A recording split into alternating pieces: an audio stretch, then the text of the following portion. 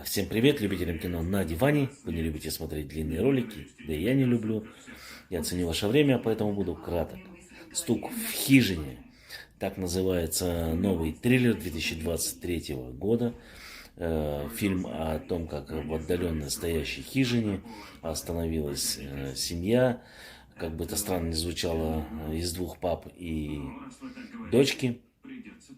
И вдруг к ним в хижину постучались люди. Оказалось, это какая-то компания, значит, она вооружена очень странным оружием холодным, да, самодельным.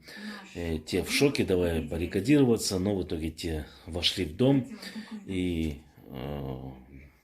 не стали их убивать, а наоборот потребовали, чтобы те сделали выбор, и надо убить кого-то из них самих. Вот. Если те не согласятся сделать выбор, потому что они избранные, то к концу, то наступит конец света. В общем, вот такая вот история. Довольно неплохой такой напряженный фильм про апокалипсис. Вот. Смотрится он легко, поэтому я ему поставил 5 баллов. Ну и ничего там крови нету, никаких ужастиков, поэтому можно смотреть даже людям с расстроенной психикой. Спасибо, что ставите лайки, подписывайтесь, оставляйте комментарии. Нас все больше и больше становится любителей кино на диване.